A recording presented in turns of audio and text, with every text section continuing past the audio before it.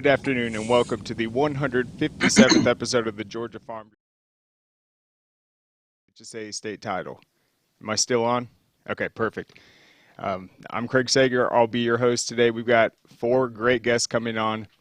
First one's going to be Hebron Christian head coach Jonathan Gess. He, of course, came over from ELCA, and they're having an outstanding run this season. They're 6-0. The offense is lighting it up, and they got a big game against Monroe Area at home tonight. Then we're going to have on Cambridge head coach Craig Bennett. They had that great season last year, 9-2, best season in school history. And they got bumped down to 5A, and they have a big one against Centennial tonight in the region, and they look really good. So that will be fun. Then we'll have Najeh back on. We're going to highlight all the – can you believe it's week 8 already? We're going to highlight all these games. There are some outstanding matchups. And then returning for his Friday predictions is going to be Jordan Dubrof at the end of the show, and we'll see how he does this week with all these great matchups. So we'll go ahead and get things started with Coach Gess. What's going on? Not much. So it's game day. What are things looking like on your end? Yeah, game day, but we had the day off of school, so it's actually been a pretty relaxing day. Kids come in at 2:15 to work out with our strength coach. He does some stretching and stuff with them, and then we do pregame stuff, and it's time to get rolling. Yep, that's how it goes. I mean, this season is just flying by, but just from your end, being the first year at this new school, I mean, what was the off-season process like? All the excitement, just meeting the guys and just preparing for this 2020 season. Yeah, so I think I came in March. When I started working with the guys and getting to know them and trying to, just get some excitement around the school and making sure everybody that played last year plays this year, and maybe picking up 1 or 2 or 3 kids that didn't play last year that are at Hebron to get them to come back out and play football, which we did, which was really good for us. So the process has been really rewarding, just the buy-in of the players. I quickly learned, we got some players here. We got some kids that can play, like our quarterback, Gavin Hall. He played, he was at Hebron last year, played some quarterback, played some slot, played some safety, phenomenal athlete. And then the guy that's leading our defense right now had 4 sacks last week versus Oconee County, Drew Foucher. He didn't even play football last year. He didn't play as a freshman or a sophomore, so we got him to come back out. So I guess it's been rewarding to see that the boys who were here and weren't successful, them buying in, and then they're having success now. That's just been the real encouraging thing to see. Yeah, it's been amazing. And obviously Hebron Christian, they go all the way up to 3A. So what was that like, though, just finding guys that didn't necessarily play football? Was it setting this high expectation and then trying to reach it day in and day out, or has it kind of been just a steady building process? I think initially, no, it was setting a very high expectation, of this is what we're going to do, this is how we're going to work, this is the process to win, and you really want people to come and be a part of it, but you can't like, guys, this is going to be easy, because winning's not easy. Being successful is not easy. I don't care if it's football or whatever it is that you do, what you do. If you're going to be successful, there's a lot of hard work that goes into it. So that was the standard, and I think kids want that, and they want to be a part of that. And that's when, the kids like Drew Foucher and a few others, hey, I want to be a part of that. And then the kids that you already had, Gavin Hall's one, but you had a lot of great seniors coming back, and Thomas McVicker, David Pierre, Jake Redmond, Camsey, Alex Pinella. Yeah, those guys bought into it as well. And, so when everybody buys in, there's a chance you'll have success. Yeah, and so who did you guys get to scrimmage before the season, or when did you guys kind of see this come together where you knew who was going to be the contributors, you knew what the offense was going to look like, and also defense? I would say spring. We got into the weight room. We got a great strength coach in Spencer Arnold. He does a phenomenal job. So, we all got in the weight room, and boys got to work, and So we had great off season. I know for March, April, it was a great off season. And I just started working with the kids. I'm like, man, I think this team's got a chance. You never know how good you're going to be, but we had a chance to compete at the AAA level. Everybody was really scared about that. Can we compete? Are we just going to get slaughtered and killed and things like that? So I'm like, man, we got a chance to compete. So I went and tried to find a scrimmage in the spring of a team that was kind of like what would be the AAA teams that we would play. So we scrimmaged Flowery Branch. They agreed to scrimmage. And so we had a great spring, and we had a great spring game versus Flowery Branch. And that's really where you got to see, wow, like Gavin Hall is really, really good. And some of these other guys have really got a chance, like Drew Foucher, like, man, like these guys are good. And so anyway, so that led into the summer, had a great summer. And here we are, like we're competing, right? And that was the goal. Like, you don't ever say like, hey, we're going to beat this team and that team. We want to compete and we want to fight. And that's what these boys are doing. And I'm super proud of them. Yeah, and it is kind of fitting just when you were at Elka, I think you kind of shifted the conversation around the state. Just you guys were always playing up. You were having outstanding success against the higher classifications. Hebron kind of goes into this 3A, but, I mean, you guys obviously know that you can throw the classifications out the window. It's just about playing great and buying in.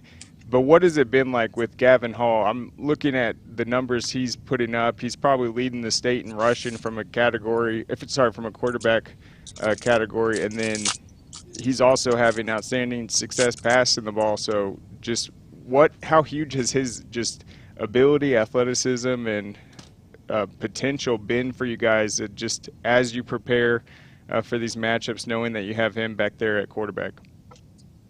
Yeah, well, if you're going to be successful, if you're going to have a lot of success, no matter what level, right? You see what the NFL quarterbacks are getting paid right now. That's how important they are. If you're going to have any success, you got to have a great quarterback.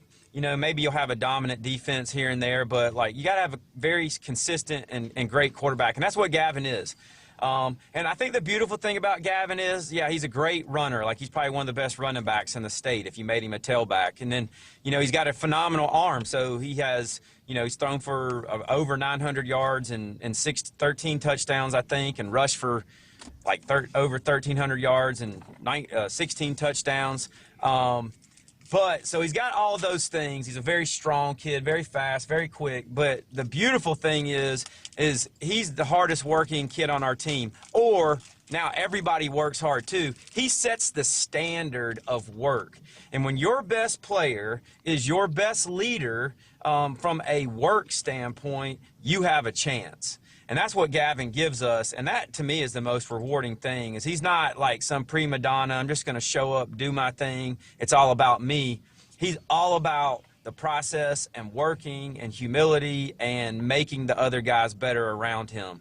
And that's really what has led to our success.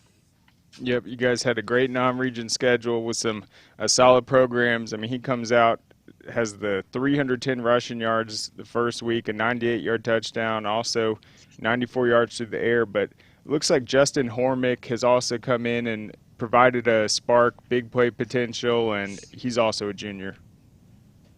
Yeah, no, JT Hornick, he is like kind of like Gavin's clone, but he doesn't play quarterback.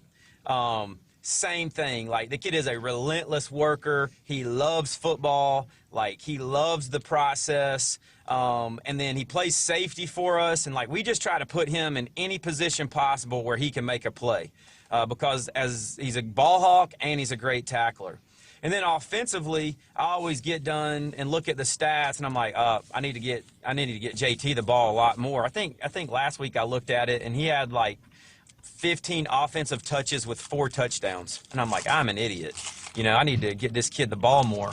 But once again, when your best players and your best athletes are some of your hardest workers and kids that buy in, you have a chance to be successful. And so what people like JT and Gavin do, and I would say Drew Foucher, throw him out there, and some others, what they have done is raise the level of play and expectations of the other players. And so now everybody else is playing at a really high level.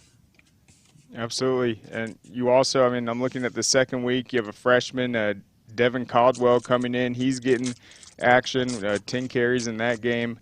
But really, is Gavin, how is he able to spark these big runs? Is it just pure speed? Is it the vision? Is it by design? I mean, how has he had just all the success? I would say it's a little bit of all of those things. Obviously, we design things for Gavin to be successful and try to utilize his talents and his abilities in the offense that we run. But he has amazing vision. He is extremely quick, and like his movements are so sudden. And then, he's got great speed to go with it. And it just, I don't know. It's like as a coach, you're just lucky to have that guy on your team. And so my job is to put him in positions to where he can be successful every single play. And then it's his job to use the talents and gifts that he has to be successful. So I think it's a great relationship between what we do on offense, utilizing his talents and abilities. Yeah, and with all the carries he's had, I mean, obviously he's super dangerous in the open field, but I mean, has he done just a good job of getting down when he needs to, just seeing how much volume he's getting in terms of the carries? Yeah, like I said, he's super competitive. So we're trying to coach through that, like when he needs to get down, when he needs to get that extra yard, but he's always scrapping and fighting and spinning around and doing this and that for that extra yard. We're trying to coach through that. Hey man, like just go down, or okay, you got the first down, just go out of bounds. Or, okay, we need that extra yard. Okay, now it's time to put your face in there and sacrifice your body and get that yard. But, we're managing that. Football's a rough and tough game, right? Yep. And Gavin's a rough and tough dude, and we need to take care of his body. But at the end of the day, he is what he is. And so he wants the ball 25 to 30 times a game. Like, he wants that responsibility. A lot of his carries, too, come from, scrambles and stuff like that off of pass plays. So I would say, we intentionally try to get him to carry the ball 15 to 20 times a game. And then probably 5 to 10 carries would be him improvising and making things happen. So, man, football, you just got to pray and hope nobody gets hurt. That's the key. Yep. Yeah, so is being able to improvise the plays. I mean, if he's scrambling out and truly has that option of tucking it and running, or if they come at him just dumping it off, I mean, that is dangerous. The Commerce game, he has those 6 rushing touchdowns, 360 yards. That's incredible. And then you guys have a big win over Morgan County. That's your first 3A opponent you face this season. The Bulldogs are really talented. So what did you kind of see in that game 4 games into the season? Yeah, I think the Morgan County game was big because, all right, we can compete, guys. This isn't a fluke. We can compete with the AAA schools. And you're not saying you can compete with all the AAA schools, but hey, we can compete. And that gave us belief, right? And I think that's critical. And that kind of propelled us into believing that we could compete with Oconee County. And, if you can compete, you got a chance to win. The ball bounces funny ways, things happen. So if the ball bounces your way and you can compete, you might just win. And that was always our goal. And so Morgan County kind of proved that, all right, we can compete and we can play at a high level. And then we took that into the Oconee game, and we were able to get that victory. And it was just that belief that we could compete with them. Yeah, and if I wrote this down right, was it Jake Redmond having that big performance against Morgan County at the receiver position? Yeah, absolutely. So it's kind of like pick your poison, right? Like if you're going to load the box and stop Gavin, we got guys that can hurt you offensively, like Jake Redmond. He's our leading wide receiver, and that's his thing. He plays wide receivers. He's a fast kid, great hands, great route runner.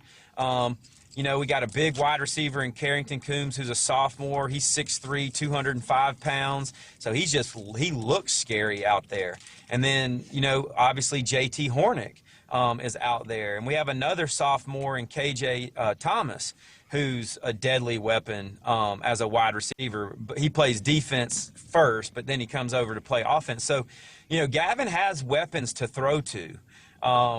And obviously Devon Caldwell is a big threat to throw the ball to. He's got great hands. He had a few weeks ago, he had a 50-yard reception touchdown. So Gavin's got weapons. And so, man, his legs are a weapon. He's got a good offensive line in front of him who's very physical and tough. And he's got wide receivers he can throw to. So, if you try to stop Gavin from running the ball, we're going to throw. If you try to stop the pass, we're going to run. Yep, so your freshman Devin Caldwell against Athens Christian, you mentioned the 50-yard touchdown run, also 12 carries, 63 yards, 2 touchdowns. And then it looks like Jake in the Oconee County game came up with that 79 or 80-yard touchdown. One of the big plays you guys used to get past the Warriors. So, how big was that just to have him break loose for that big touchdown in a game like that against an outstanding defense? Yeah, it was huge. It was second play of the game, and we got the ball first. So, second play of the game, and then we're on the 20-yard line, our 20, and we hit that, and it's a touchdown. It's just kind of like, all right, we can play with these boys, and so that just set the tone for the entire game. And our kids, man, they did a phenomenal job. And Jake and Gavin connecting with Jake. It was about a 30-yard pass on Gavin's end. From the right hash to the left hash, right down that, hit him in stride, and man, just kind of sent a shockwave through our sidelines and our stands that hey, we're here to play with Oconee, not just step on the field with them. And then man, from that point forward, man, our kids fought and did a phenomenal job. Yeah, that was a big play to get you guys that early lead, and so that is really important though. You win that first region game. That's a huge victory right there, but you're going to be hosting Monroe Area next. Another great opportunity. And what have you seen from them this year? Well, Monroe Area is a really good team. Their record doesn't really speak the truth about what type of team they are. They're 2-4.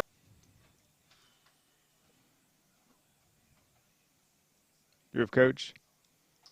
Oh, went out. Oh, but yeah, he mentioned Monroe Area. They are 2-4. They've played a really tough schedule, and they're always outstanding. A team that you expect to make a big run in the playoffs. They're usually ranked up in the top 5. This time, though, Hebron Christian is going to be ranked number 5 after their win over Oconee County. But how impressive is that?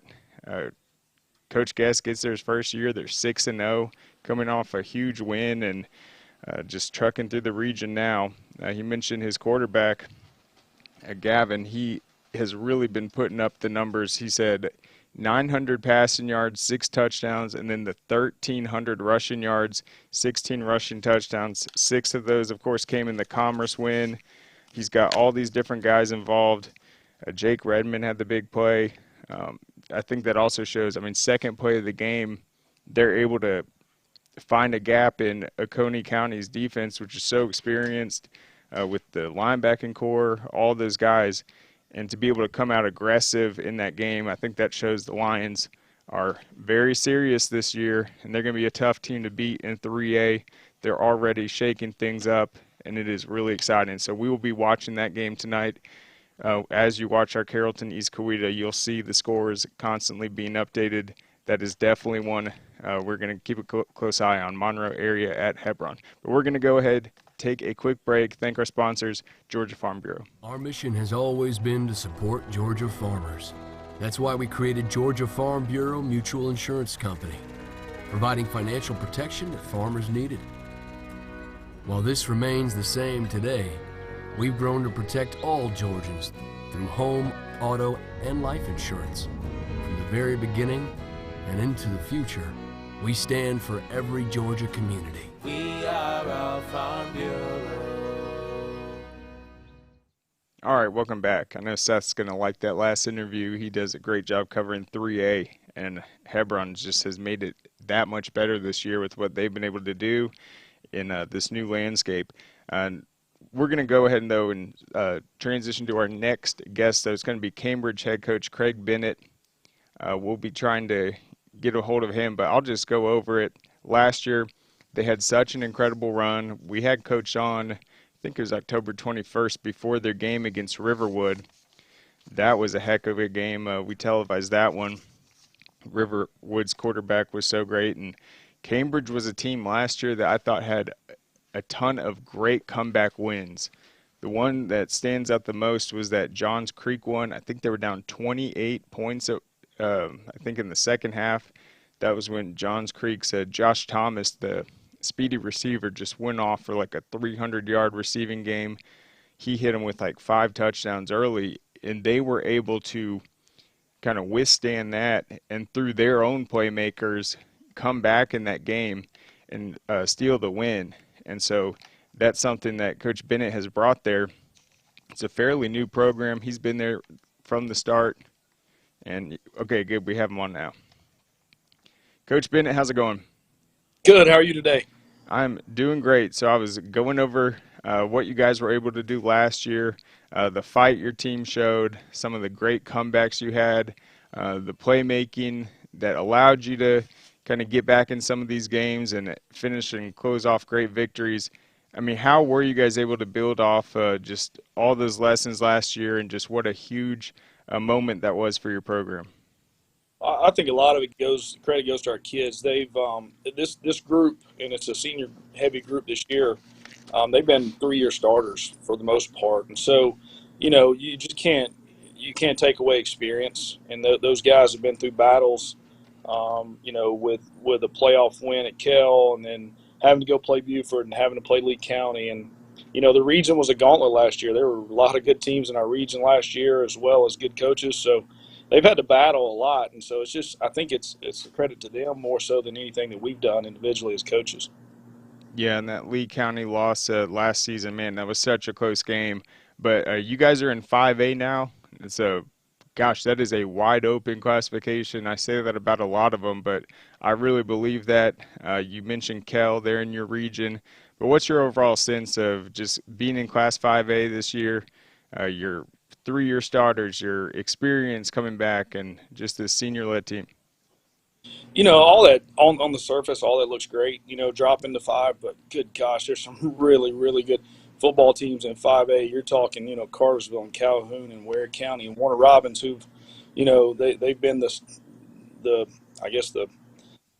they've held the standard for a while in the state of Georgia. So everybody says it's wide open, but my gosh, there's some really good football teams, and we're just trying to do our best and keep these kids safe and healthy, and see if we can, at least make somewhat of a run towards the end. And then a player I remember you mentioning a lot last year when we talked, I think it was right before that Riverwood game, that you were impressed with, who it looks like he's really elevated his game, is Christian Isobar. Yeah, he's had a tremendous all season. He was hurt really his sophomore. He played a lot his sophomore year and played a lot his junior year, but got hurt. Kid broke his hip his sophomore year and had a really bad ankle injury last year. So really it's the first year he's, and knock on wood, he stayed healthy and just had a really good all season and really running the ball hard. So that helps a lot. Yep, he had the 14 carries, 116 yards, a touchdown against GAC last week. He had a big performance in your opener against Creekview, 28-0 win. Just talk about that one, though. You opened the season at home against Creekview, a great program, and you guys are able to get a clean 28-0 shutout victory. Creekview's, they've always been well coached, first and foremost. So, and my brother's AD there, so that was a little different. But they're a good team, and they've had our number for years. I mean, I think they went 9 years. We went 9 years losing to them. So, that was a good win because we do think they're a really good football team. Yep, and you guys had a really challenging non-region schedule. I mean, I like it a lot. And then Denmark the second week. What is it about that team where it seems like, I think I calculated at one point, in the last 4 years they've had 16 one-score games. They've won 14 of them. So I've never seen a team be able to do that. You guys come up short 17-15 in that game, but it looks like it was just a really tough battle. It was. They're a well-coached team as well, and got some really good players. I think they got 2 or 3 Power 5 kids. we went for two, and got it to go up, and they did a great job. I think it was a little over right around 2 minutes left. Kind of got the ball in field goal position. Will Taylor, one of our standout receivers, actually blocked their field goal from the side, but one of our kids decided to jump over the center, so they called a penalty, and they got to re-kick. And so the kid made a great kick, and it was the right call. And so yeah, I've noticed that they've had a lot of one-score wins, which says a lot about their kids and their coaching staff. Yeah, I mean, it's every week. So that's amazing. So what you guys were what was the score? So you guys went up 15-14.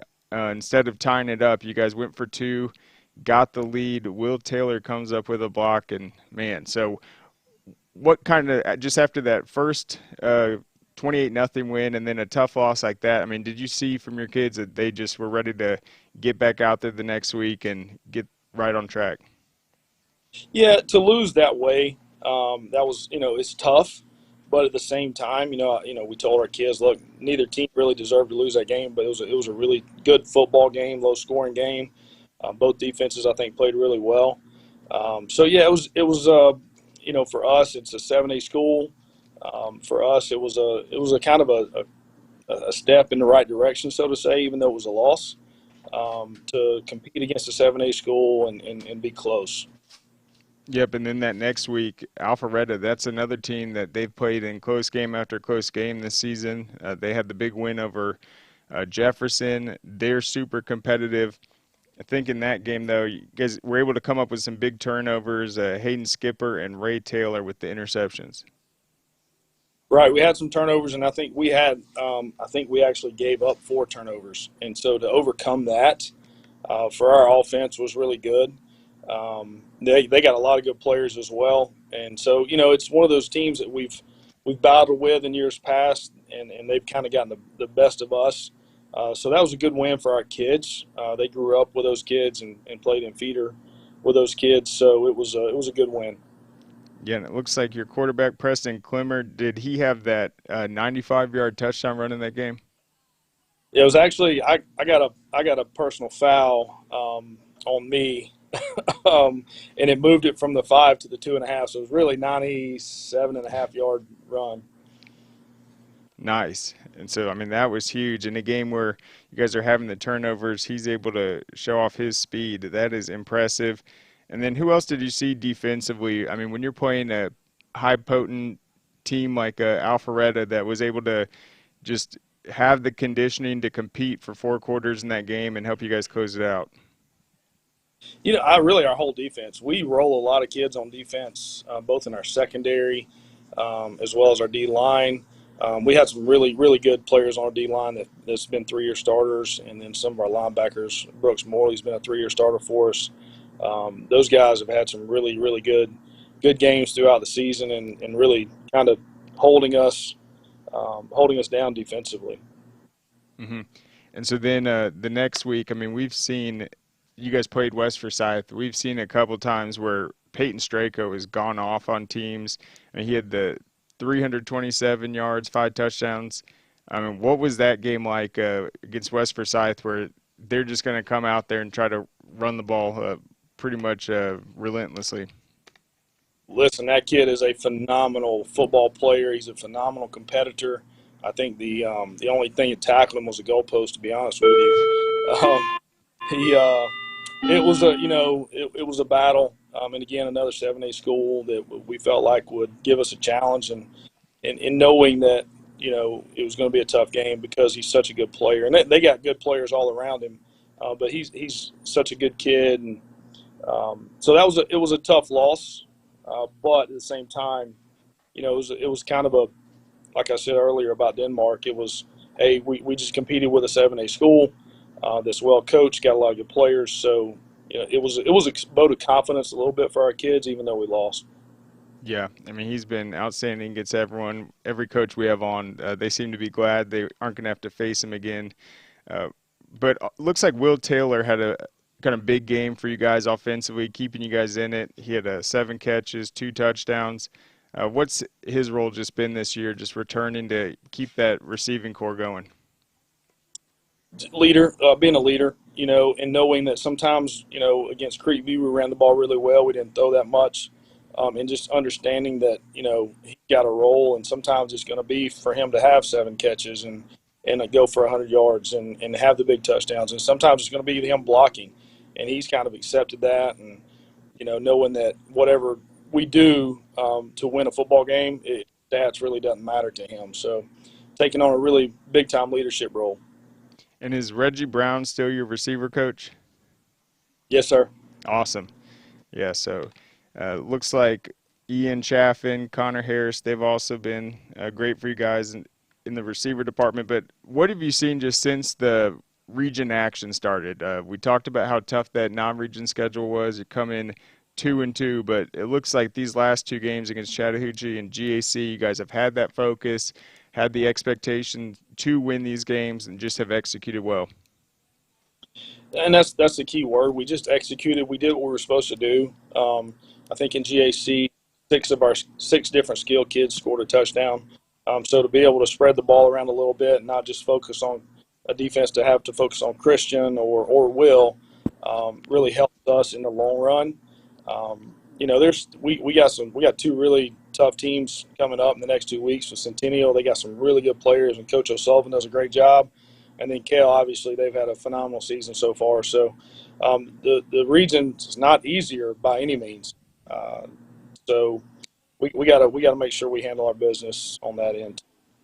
Absolutely. So that's impressive. 6 different guys getting the touchdown. That's always fun when you guys are sharing the ball well.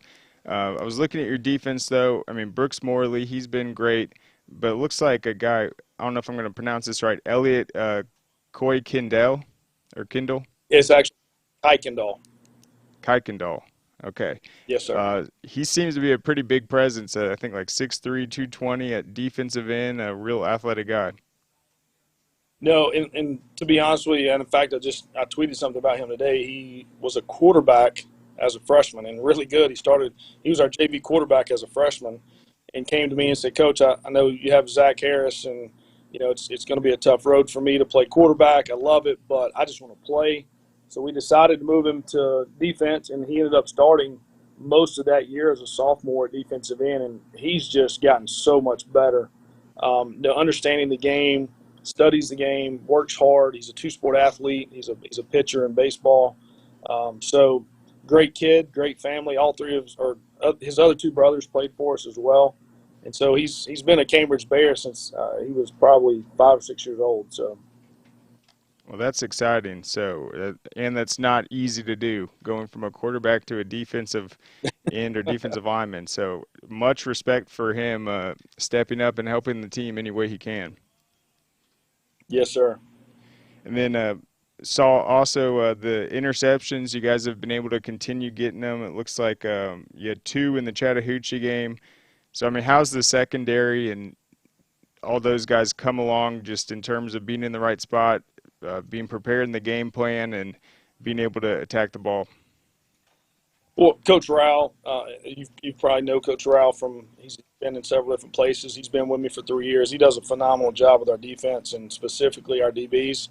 And that's the thing, the key word you said there. They're so prepared every week to know exactly. I mean, I hear those guys calling out routes before the routes are run because he goes over it so well. But those kids have bought into being able to take the time to be prepared, because in high school that's tough to do.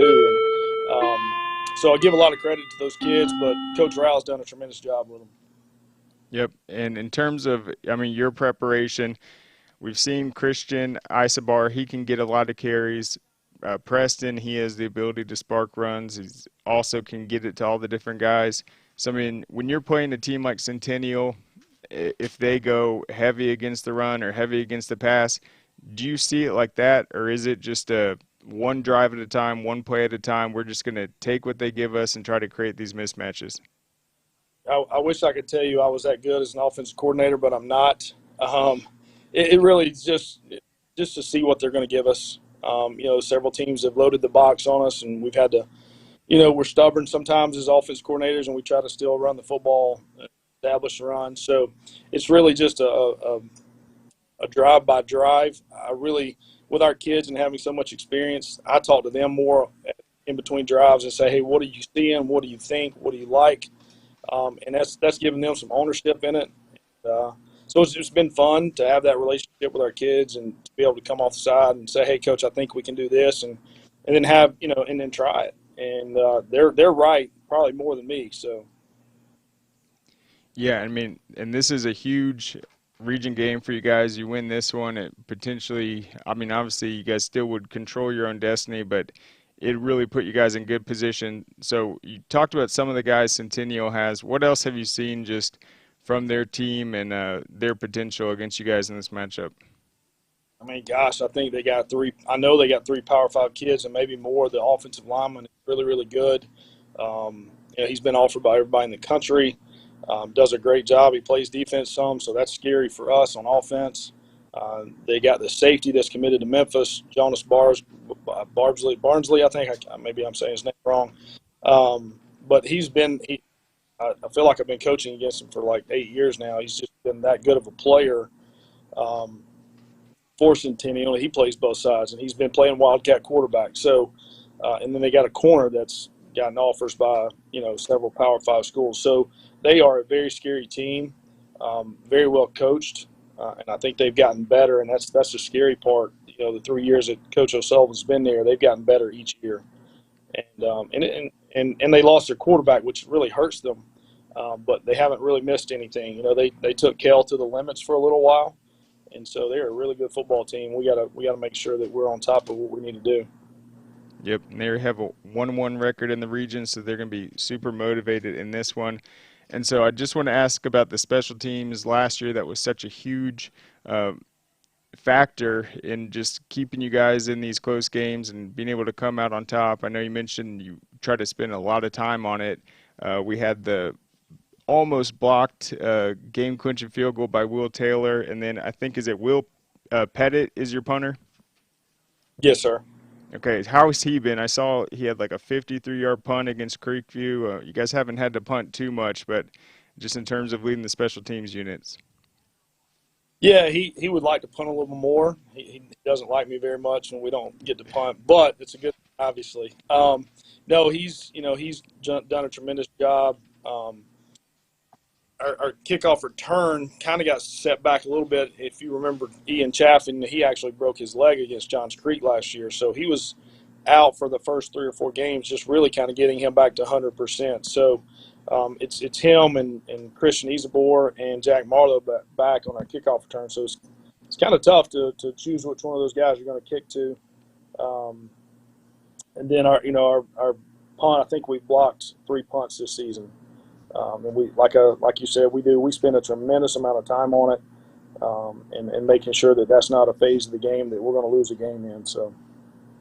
Outstanding. Well, Coach, thank you so much for coming on. Good luck tonight against Centennial. It'll be an exciting home game for you guys and an opportunity to improve to 3-0 in the region, and things will only get more exciting from there. So, Coach, thank you so much for coming on. Yes, sir. Hey, I appreciate you. Appreciate what you do for high school sports. You bet, Coach. All right, we're going to take one more quick break. Thank our sponsors, Georgia Farm Bureau. Our mission has always been to support Georgia farmers. That's why we created Georgia Farm Bureau Mutual Insurance Company, providing financial protection that farmers needed. While this remains the same today, we've grown to protect all Georgians through home, auto, and life insurance. From the very beginning and into the future, we stand for every Georgia community. We are our Farm Bureau. All right, welcome back. So, exciting news. Just found out, confirmed, it is indeed the case. We will be broadcasting next week the Kell-Cambridge game. That's going to be outstanding. Kell's undefeated right now. They're ranked in the top 10. Cambridge is ranked. And that'll be really interesting to see if Cambridge can get this win over Centennial and set up a huge region game against Kell. 2 teams that are having fantastic seasons. Kell with Bobby May coming in as a first-year head coach over from Westlake, and then with all the experience Cambridge has returning from their outstanding run the last few years. So that's going to be awesome. But tonight our game is going to be another intriguing one you won't want to miss. That is East Coweta at Carrollton. We've been talking about it a lot, but there's also just so many other big games that we're going to have Najeh on to talk about. Just a couple right off the bat. Cartersville at Cass, Burke County Benedictine, Trinity Christian Whitewater, Valdosta Lowndes, Westlake Pebblebrook. You have Riverwood in North Atlanta, the Centennial Cambridge one we just talked about, Sequoia and Rome, the Monroe Area Hebron Christian. So we're going to have a ton of coverage tonight. You aren't going to want to miss it, but we'll go ahead and get Najeh on in just a minute. So he's going to be at Carrollton for this matchup on the sidelines, doing a great job, as always, reporting just developments during the game, kind of what the coaches are saying to the team. He usually gets a great interview at halftime after the game from the coaches, and he'll have all that on his Twitter account and, of course, the Score Atlanta account. And if you've been following us this year, Graham David has just done a fantastic job grinding out and pulling clips right after they happen. So obviously in this one we have Julian Lewis, the freshman quarterback for Carrollton. If he makes a big play, Graham's going to be putting it out on social media, and you won't have to go back and rewind it on your DVR. You can see all the highlights from our game on our social media accounts. So that's going to be really fun. Definitely follow us tonight. We'll have a ton of coverage. Do we have Najeh on? Okay, not yet. Here we go. All right, Najeh, how's it going? Good, man. How you doing? Doing well. So you're going to be heading down to Carrollton after this interview.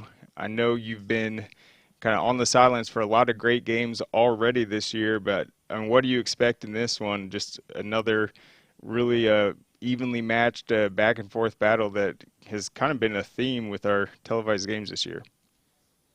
Yeah, I think you're going to get a lot of the same. Obviously you got, Carrollton, East Coweta in this one. The key for East Coweta is going to be not to turn over the football.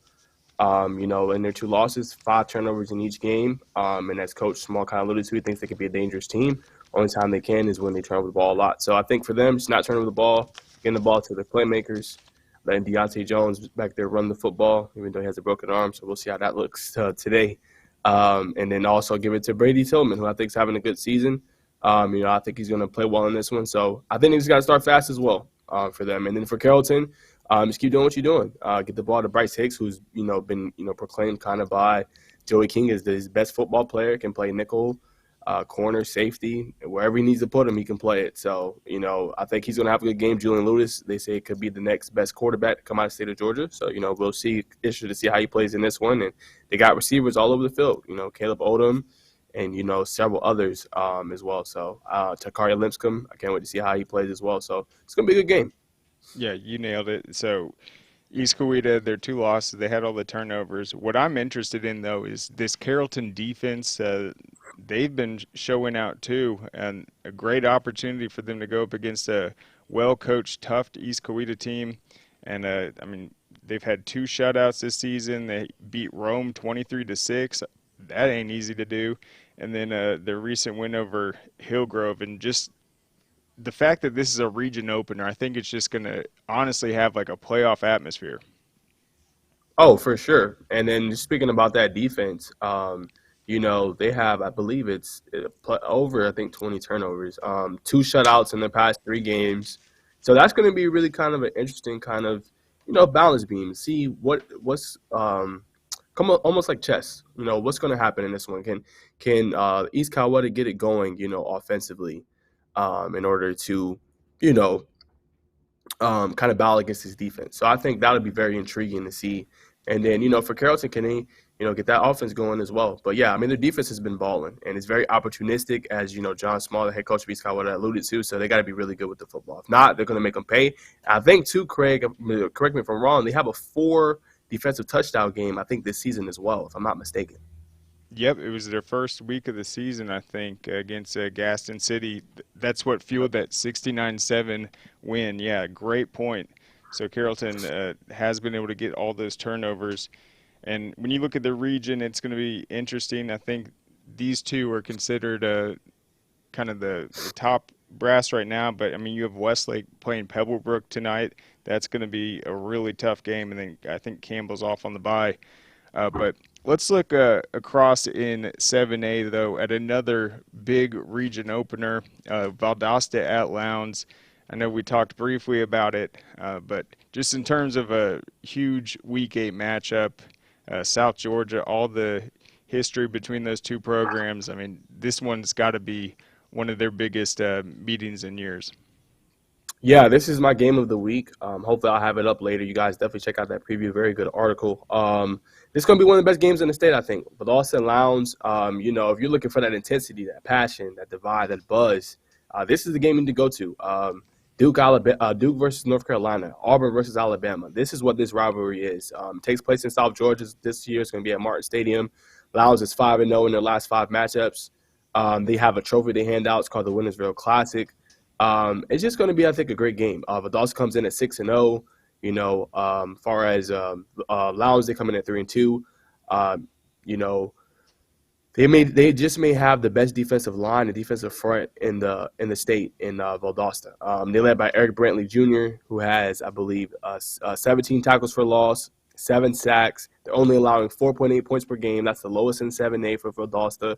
Match it up against a team that likes to run the football in Lowndes. Led by Marvish Parrish, who was actually not a starting QB. He was in the 3-man battle prior to the season. Actually was a receiver before their fall scrimmage on August 5th. Was able to talk to their coach.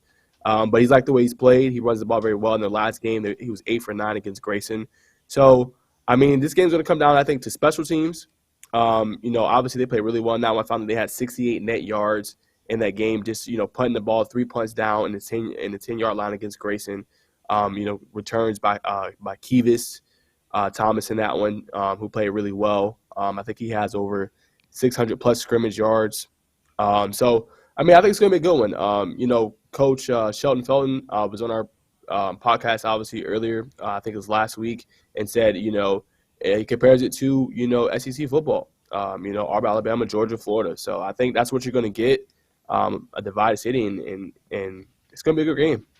Yep, truly makes Georgia high school football great is that Valdosta Lowndes matchup.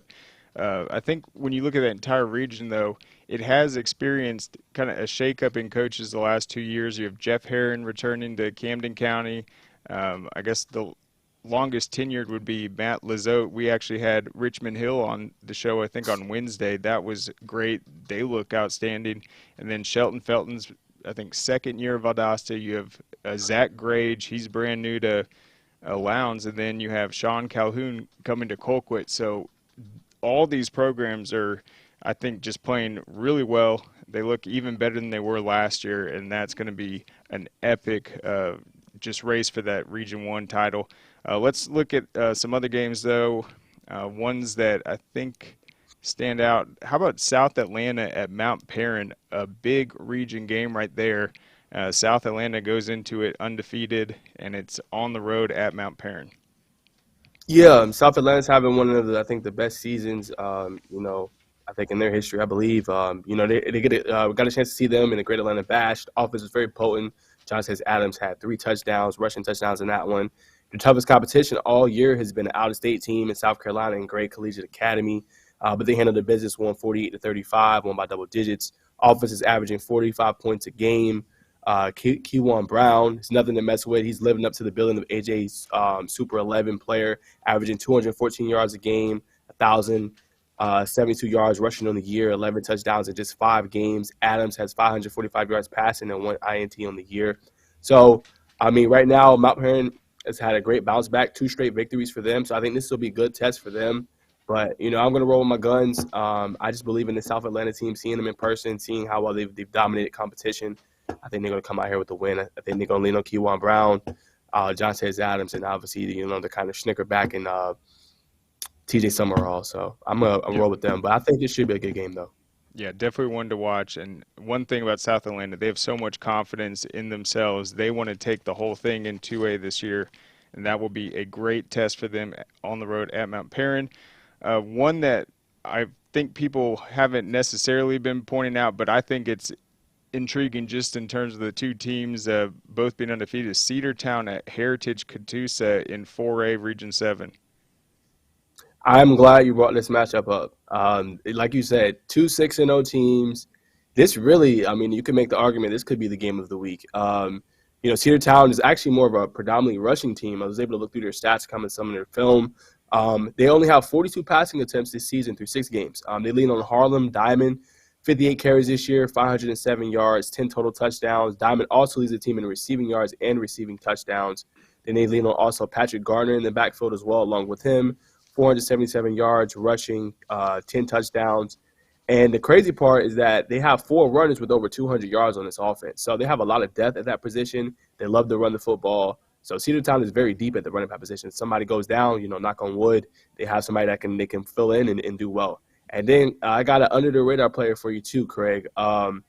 This guy I have not heard mentioned, but his name is Eli Barrow. He's a senior. Just a wrecking ball. Through 6 games, he has 81 total tackles, 8 sacks, and 11 QB hurries. So just talk about a guy that's kind of getting after on the defensive end. And, he's spearheading that defense right now. They only allow about 7.3 points a game.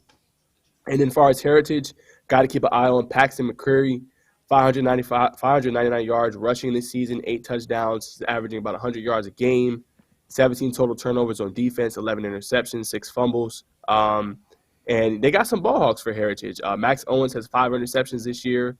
Tyler Cheatwood has 3 interceptions. So 8 out of their 11 interceptions come from both of these guys. So I don't think you'll see Cedartown passing the ball a lot. Obviously, I think they're a run-dominant team. I think they'll continue on the ground and on the run. And I think you're going to see them kind of lean on that. Yeah, they've had so many just outstanding touchdown drives. I know against Central Carroll last week, they scored on their first 5. They're able to eat the clock. And, yeah, they are probably the most run-oriented team in the state. I mean, that's what they do. I mean, you look at their kind of off-season Twitter moments. It's Nick Chubb back in the weight room squatting like 700 pounds. They are not passing the ball around. They are a running program for sure. But, I mean, that was such a great breakdown. I just want to give you the 4. What else just in terms of these Week 8 games? Yeah, I mean, there's a bunch. Cass and Cartersville, I think, is another one. Cass has back-to-back victories. They're off to a 1-0 region start. Had a couple close losses to some good teams. Kennesaw Mountain, 5-point, 9-point loss to Rockmart. Can Cass, make that kind of playoff run for the second straight year? They made it last year. I think if they were able to get this upset, it would be huge for them in trying to get back to the postseason and get another region victory early on in region play. Cartersville, one of those kind of story programs a lot of people know around in Georgia. Had a hot start to the season, 5-0, had that 3 overtime loss to Calhoun. I had in my game of the week last week, but Jamari Bryce is a guy to keep an eye on for Cartersville, 463 yards rushing, 5 TDs. That's a game I kind of got my eye on. Another one, Kennesaw Mountain Osborne. Both teams are 5-0. Another great matchup. Region open for both teams. Osborne, Khalif Waters has 1,077 all-purpose yards, leads Osborne in rushing, 677 yards, receiving, 401. Surprisingly, hasn't scored a touchdown yet, but I'm sure he will at some point this season. None of their games have really been in contest, so it's kind of been easy going. They're averaging about 50 points a game on the offensive side of the ball. Kennesaw Mountain, we kind of seen them earlier this year on TV. They had a really good game against Cass, got that pivotal pass breakup when they needed it the most. So I think they're a pretty good defensive team. Caleb Pringley having a good season. Just 4 interceptions, 1,224 yards passing, 14 TDs. And then they also led in the receiving game by Caden Lee. He's averaging 118 yards per game, has 590 yards receiving and 9 TDs. So, can they continue with that aerial attack is my biggest thing with Kennesaw Mountain.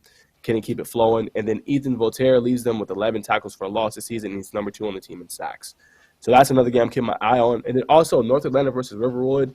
North Atlanta had a hot start again this season, 4-0. They were 4-0 last year. They kind of faltered off to 4-4. Can they stop the bleeding? A very talented team. Defensively, got Zayden Benton, who's a playmaker on the defensive side of the ball, had multiple interceptions in that game we seen against North Forsyth. Excuse me. And then you have Trey Lennon on offense, Randolph Smith, Hunter Davis.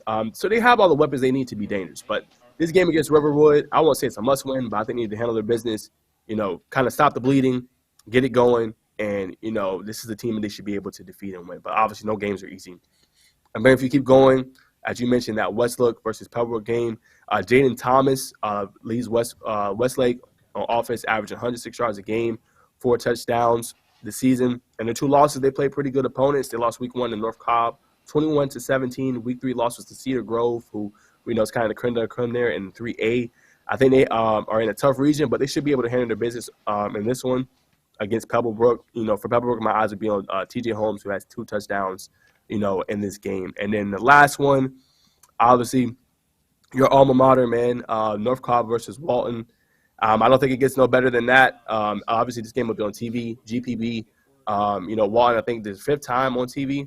Obviously, we know, man, I think they got one of the best passers in the state, and Jeremy Heklinski. He's been balling all season long. Very good playmakers, Wyatt Sonderman, Aiden Jackson, Cameron Lloyd, good running back, and Makari Bodiford. Can they continue that kind of offensive flow they've had?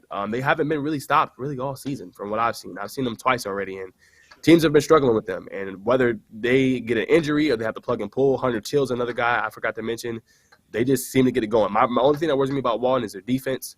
They just can't – when you play those tougher opponents, which they're probably going to play down the line and in the season, you're going to have to be able to make those pivotal stops. They did last week against North Paulding, but to give up that point, you just don't always want to find yourself in a shootout game. If your offense is playing that well, you want to be able to, defensively kind of, not allow points. And then North Cobb, can they keep going without, their star player, Malachi Singleton? Can they right the ship?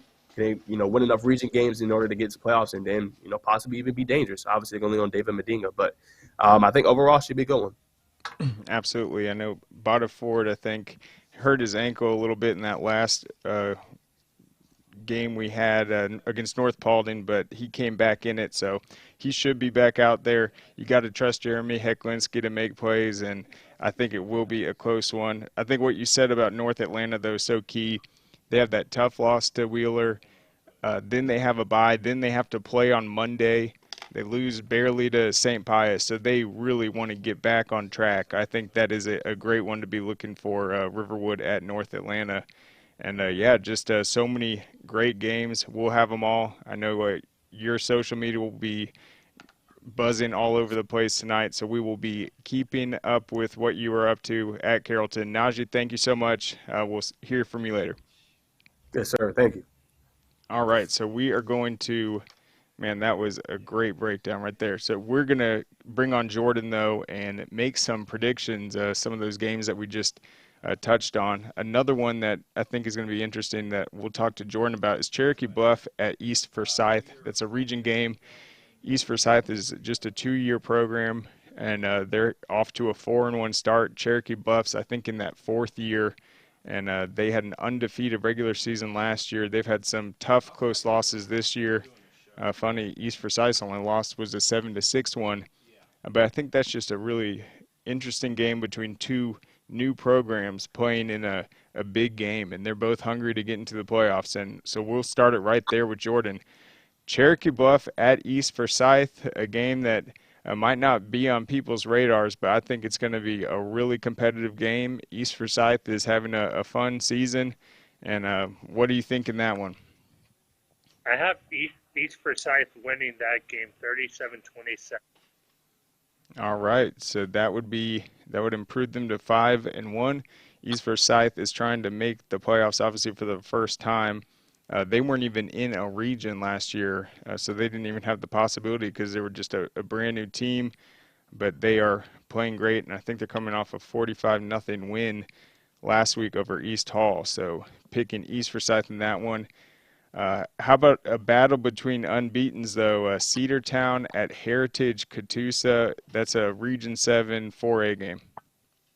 I got Cedartown winning that game tonight, 27-13. 27-13. Yep, Cedartown. They're going to come out, run the ball. He mentioned Harlem Diamond, and then Eli Barrow. He was a Georgia Elite Classic alum, so it's great to see him doing his thing on that defense. Cedartown is a tough football team. They're currently ranked number 1 in 4A by the AJC. I have North Oconee. We'll see how that pans out, but certainly they are the top contender in 4A this year. They've been unstoppable. So let's go to a different one. Let's see. How about we'll go to Hebron Christian because we just had Coach Gess on hosting Monroe Area. What do you think? Can Hebron improve to 7-0? I think Hebron Christian can improve to 7-0. I got Hebron Christian winning 51-48. 51-48. Yep, their offense has been super explosive, and I know their quarterback Gavin. I mean, his numbers 1,300 rushing yards already this season as a quarterback. He had the 6 touchdowns against Commerce, so they've looked unstoppable too. That would be a huge win for them, and they are shaking up a 3A. But also Monroe Area, we mentioned their start to the season. They're going to be very motivated to find the win column and position themselves back in the region. So I think that's a good guess. A high-scoring, close game right there. Let's see. What about – I'm trying to think which one I had next. How about North Cobb at Walton? That's going to be a big 7A game right there. Walton's trying to get a huge home win. So I got Walton winning this one against North Cobb 41-31. North Cobb is still without Malachi Singleton. So I think Walton can still pull off this big win against Cobb. Yep, that will be an interesting game to see for sure. See how Walton adjust defensively after a North Paulding game where they had some big plays after big plays on that defense. They were able to hold them to a couple field goals that ended up helping them come out with that 51-49 victory, 100 points scored last week in the Walton North Paulding game. Let's see. How about Valdosta Lowndes? Man, what a matchup right there. Who's going to come away in that absolute battle? I think Lowndes can pull off this one against Valdosta. I got Lowndes winning 41-31 in that game. Both high-scoring teams in this matchup. Yep. No, we will certainly be updating that one throughout the night, getting that live scores. Man, that's going to be a great football game. Let's see which one we haven't talked about. Our game, East Coweta at Carrollton. I got Carrollton beating East Coweta 47-37. 47-37. So a high-scoring one. Are you excited to see Julian Lewis, that freshman quarterback for Carrollton? I mean, that's impressive being out there as a freshman. I'm excited to see him play as a freshman. He's looked really good on highlights that I've seen. Yeah, I don't think I've ever seen Rusty so excited either. He's been talking about watching him play this game for a long time. So I think it's going to be a great broadcast, and we're excited. I mean, his first televised game, and they're undefeated. It doesn't get much better than that. Let's see. How about the Trinity Christian Whitewater game in 4A, a big region game? I'm so impressed with what Trinity Christian was able to do last week, a 3-0 gutsy win over Stars Mill. I got Trinity Christian winning 17-7 against Whitewater. 17-7, so another low-scoring one. I think is kind of the message with all the people they lost last year after their run to the state title. It was like, if you're going to beat us, you better do it early in the season, because once they get things rolling, I mean, that is just such a great program. They've got some tough playmakers on both sides of the ball, and then Whitewater, their only loss was to Troop. So I think it is going to be just a low-scoring, hard-fought game. That would be a big win for Trinity Christian and would set up a potential region championship game later with Troop. That would be really interesting. Which other ones did we not touch on? Let's see. How about Riverwood at North Atlanta? Do you think North Atlanta is going to be able to bounce back from these back-to-back losses? Yeah, I think North Atlanta is going to bounce back from those two back-to-back losses. I got North Atlanta winning 27-17. Yep, that would be a big region win for them. Shake off that tough loss to St. Pius this Monday. So, I mean, a short turnaround. Maybe that's a good thing, though, to not dwell on that loss or both those losses too long. And then what about let's see, Stevenson at Westminster? This one we haven't mentioned. I think that's going to be really interesting. Westminster had that 2-point conversion gamble to beat Holy Innocents last week, and then Stevenson looks good this season. I got Westminster beating Stevenson 31-21. I think it's going to be a really great game. Yeah, for sure. And then elsewhere in that region, I believe it's going to be Lovett and Stockbridge. They're both 3-0, so that'll be a big game to watch as well. And then I think we got them all except which ones did we miss? Was it the Cartersville at Cass? North Springs, Chattahoochee. Yeah, what do you think about that one? I have North Springs winning 27-14 against Chattahoochee. I went out to see their practice on Wednesday. North Springs looked really good. Getting ready. What do you think about Coach Phillips? I mean, that's going to be tough. I mean, they're going to be in that region with Cambridge and Kell. We obviously just talked to Cambridge, but, I mean, he's brought a lot of excitement to that North Springs program. He was excited to have practice on Wednesday. They're excited for the game for tonight. They're ready to get another win under their belt. Yeah, that would be a big one for them, trying to make it back into the playoffs. He's brought a huge spark for them. Any other games you want to touch on, Jordan, before we wrap up the show? The Westlake Pebblebrook game would be a really good game. I guess Westlake winning 17-14. Another close game. Yep. I mean, both those teams have played tough schedules. I thought that what Najee pointed out, the Westlake's losses to North Cobb, a close one, and then Cedar Grove. I mean, it's hard to feel too bad about those, playing great teams like that and being in the football game. And then I'll throw in one more, though. What do you think about West Forsyth and Denmark? We talked about West Forsyth with Peyton Straco. He's been outstanding, but then Denmark, a team that can get those close wins. Do you think Denmark's going to be able to come away with another one?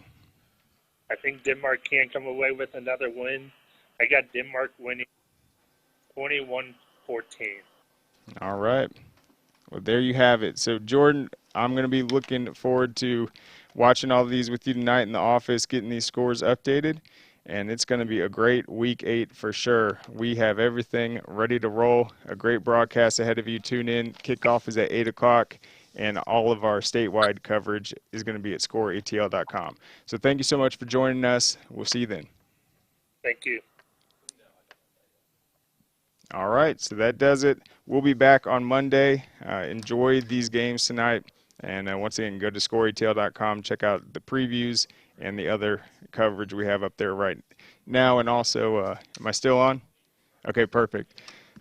An opportunity, go to scoreatl.com. You can buy tickets for the Georgia High School Football Hall of Fame ceremony that is coming up quickly. That's going to be October 22nd. You're going to want to be there, be a part of history. All the outstanding players that are going to be coming out for this special occasion at the College Football Hall of Fame. Just the inaugural class is unbelievable. So many different decades and programs represented. I haven't gotten to see it yet, but Najee had a map of the state and was putting where every single player came from just in terms of their high school, and I'm pretty sure the whole state was covered with this just great class. And we're really excited for that. So go to scoreatl.com. It's on the sidebar. You can check out how to buy tickets and be there. It will be a lot of fun between the programs that are going to be there, the coaches, the former coaches, just all the board members, and all the people that have helped just support high school athletics and just really been part of the team that has made Georgia high school football so special throughout these years, and I really do think it's just getting better and better. I mean, look at this season alone, all these outstanding teams, star players everywhere, and we're excited. And once again, we're going to see the future tonight with freshman Julian Lewis at Carrollton. So tune in, and we'll see you then.